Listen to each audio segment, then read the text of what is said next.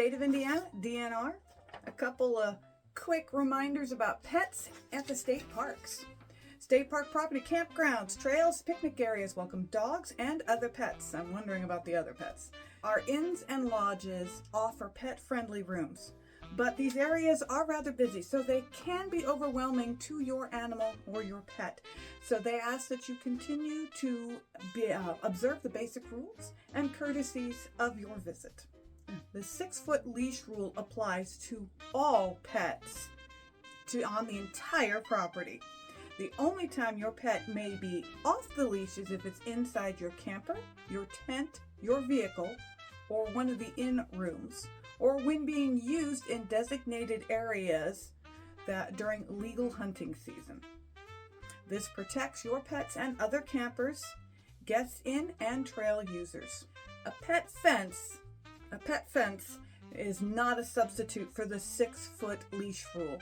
And I know there are a couple of sites we've been to that they have now started posting a no pet fences at all rule. They don't want to see them at all. Now, your dog is a guest on the property, but the wildlife live there all year round. Please respect our wildlife and plant life by using the leash while hunting or picnicking. And of course, people, if you have pets, this is not a surprise. Please pick up after your pets. Nobody wants to be walking a trail and step in your pet's waste. Or worse, at a campsite and find it. Pack your extra plastic grocery bags to hold your pet's waste. Place the unused bags in the not the unused one. Don't place the unused one. Place the used ones in the campground dumpster or dog waste containers where available. They bring up campground quiet hours. Most of the campgrounds in the state of Indiana, it's 11 p.m. to 7 a.m. And this applies to all guests, including the pets. If your dog is prone to barking, especially during quiet hours, please leave the pet at home. We want everybody to get a good night's sleep, especially the campgrounds that are full of children. No one wants to deal with a cranky child. Your campsite is a temporary home away from home, but they do warn about territorial behaviors. If your pet is territorial or just plain aggressive, it should be left at home in its familiar territory. If you decide to go exploring, please take your pet with you. You must keep your pet with you at all times. Make sure to carry clean, fresh water for your pet to drink throughout the day. And of course, make sure your pet's vaccinations, dogs specifically requested, vaccinations are up to date. This is a state law.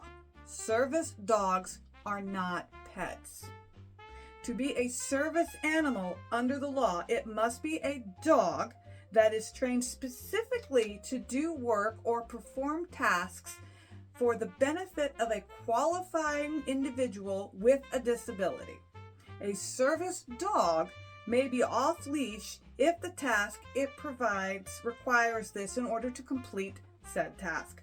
Regardless, it must be with the person with the disability and under control of the handler at all times. And these are actual physical disability service dogs. Unfortunately, guys, we're not talking about the emotional support pets. I want to talk about the emotional support animals, and they indicate that they are just as welcome as other pets, but they are required to follow all the same rules as a standard pet. The last thing that they mention on this cute little slip is public beaches are for people and not pets. This is for sanitation purposes, but also the safety of your pet. And it also mentions that you probably are going to want to read ahead a little bit and see what the green blue algae levels are in the bodies of water that you're going to be around for the safety of your pet. Like and subscribe for more travel tips, tricks, and reminders.